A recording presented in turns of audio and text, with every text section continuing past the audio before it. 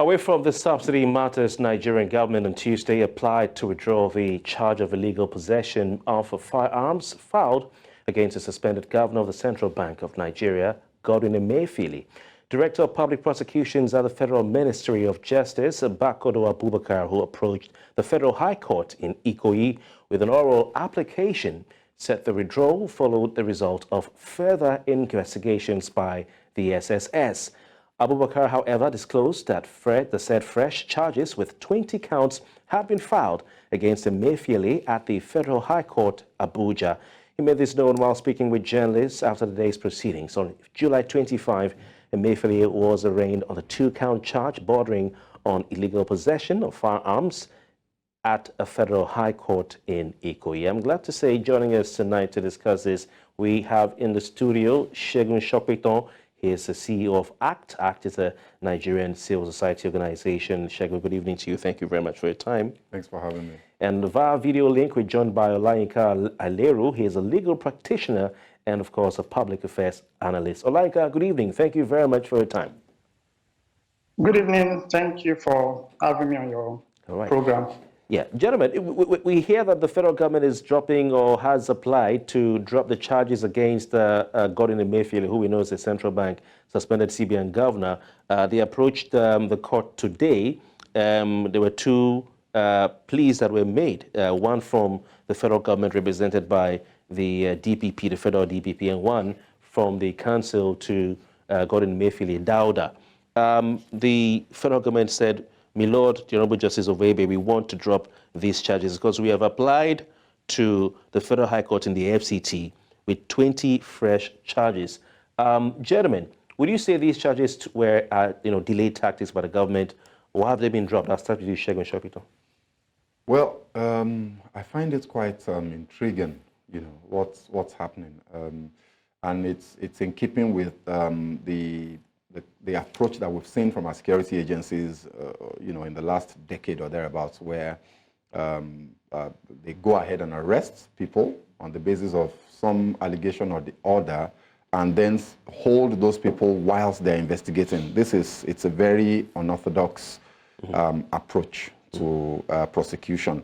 I'm no lawyer, but I do know that the standard practice globally, best practice is you complete your investigation, get all your evidence together, then you charge the person to court. In fact, then you arrest, such that's why the law provides for you not to hold a person longer than 48 hours, because it's assumed that you have all of the evidence you need, and then you can charge the person to court. But they've done it the other way around. So now you've dropped charges of illegal possession of firearms and bordering and almost on terrorism-related kind of stuff, and you are now saying you have 20 new counts. It may look like delaying tactics, but if you look at some of the things that they've said, that they're bringing the new charges, you do realize that there might be grounds for some sort of prosecution, because it's not as if the CBN governor himself covered himself in glory in those 9 years that he was in office. All right. Thank you very much, Segun. Olayinka Aleru, what do you say to this? Do you smell or suspect delayed tactics? So would you say that, yes, in jurisprudence, it's allowed for a prosecutor to file fresh charges whilst another case is ongoing in another court? Is it allowed, or do you suspect these are just delayed tactics? Well, for me, when I read the news about the new charges sometimes during the day today, and the first impression I had about it was that of mixed feelings. So we understand that prosecution is a serious business, and just like the other gentleman rightly said, cases are not meant to be prosecuted in court based on mere suspicion. There's what we call prima facie evidence in law before you take somebody to court for prosecution.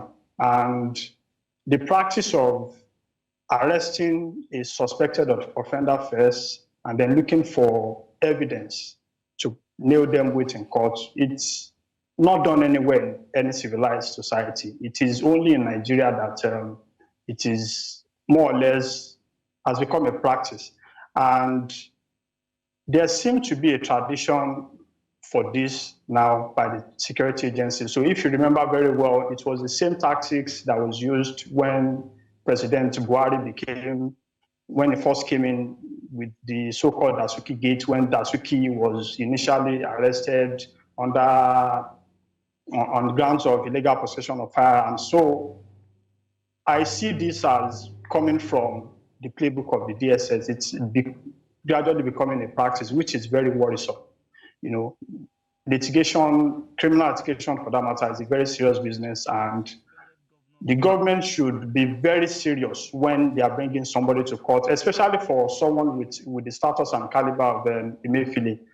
I consider this case against Emefiele as a watershed case for this new administration that is coming in, because it is not just going to be, this case is not just going to have ramifications for Nigeria. The whole world is watching, and the government cannot afford to be playing to the gallery, or to be seen to be playing to the gallery with this case. They have to be very serious about what they are doing.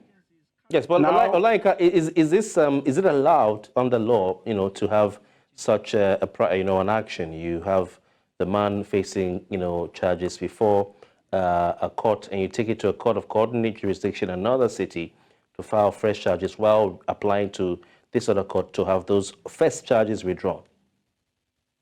Well, so for the law enforcement agencies, they have the prerogatives. Don't forget that the way the court system is structured in Nigeria, different courts have different subject matter jurisdiction. So I have not seen some of these new charges against Emefiele. So to that extent, I would not want to speculate, but the point is, the subject matter jurisdiction of the courts are different. So there are some cases that you can only prosecute at the High Court, and there are some cases that you can only take to the Federal High Court. And in some instances, depending on the gravity of the offense, you can even go to Magistrate Court to prosecute the case. So I consider that it's on that basis that the DSS is going to different courts. But again, there is the worry about what the government is really doing. Like, are they really serious about prosecuting Emefiele for whatever infractions that he might have committed against the Nigerian state? Or is this just one of those prosecutions where it's all about the hype in the media trial and whatnot? Because so there's another angle that I'm looking at this whole prosecution against Emefiele. Now, there's a statutory body in Nigeria that is saddled with the responsibility of prosecuting cases of financial crimes, which is the EFCC. For me, considering the position held by Emefiele as the CBN governor, I believe that the EFCC will have been in a better position to bring this case to court, as opposed to the DSS, which is concerned about internal security matters, issues of national security. And again, if you look at the initial case filed against the central bank governor, illegal possession of firearms, I consider that to be the height of absurdity. I mean, with all the allegations that have been thrown around in the media against Emefiele, firearms allegations should be the last thing that the DSS should be concerned about. We have the Nigerian police to do that. So far, the impression has been created that the government is not really serious about prosecuting. Okay, thank you. So maybe they were trying to buy time, but you've said it all. The police should have probably allowed to look at that. But I come back to Segun Shopiton here in the studio. Segun, you know, many people have said that all of this, as Emefiele is being put through, is it's a witch hunt, amounts of witch hunt. You know, from the spillover from the new naira note swap and the cash withdrawal limit policy days, you know, which kept some people in need as a result of the tightened economy, and which also was seen by the APC and the Bola Tinubu campaign team and himself to be against them as the election was approaching. So what do you say to this talk of a witch hunt against Emefiele by the power that be? Well, I mean, if you follow the line of thought from Mr. Olayinka, you know, you realize that the DSS, in the first instance, is actually not even the right agency to be pursuing whatever case you have against Emefiele. which then raises the question, why? Why the DSS? You know, so, and that's where some of these allegations and conspiracy theories are coming from. And you can't wave them away as being trivial, because we do know what happened during the elections in March, you know, January, February, March, up until after the elections, you know, and we know that the president, the current president, who was a candidate at that time, was categorical in saying that those policies were targeted directly, specifically against him. So this does look like a witch hunt. But we also must not forget, and I said this earlier, that the central bank governor, to be fair and to be honest, did not cover himself in glory, you know, in his 9 years. And there were a lot of things that happened that possibly can border on the realm of criminality.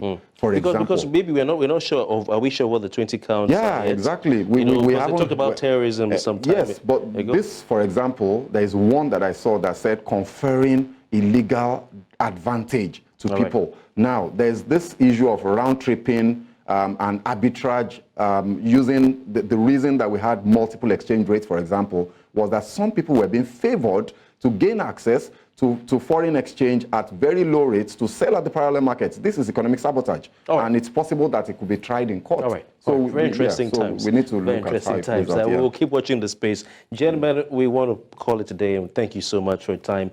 Right here with us in the studio, Segun Sopitan, who is the founder of ACT Network, and of course, Olayinka Aleru, a legal practitioner who joined us via video link. Gentlemen, thank you for your time. For having me. You're very much welcome.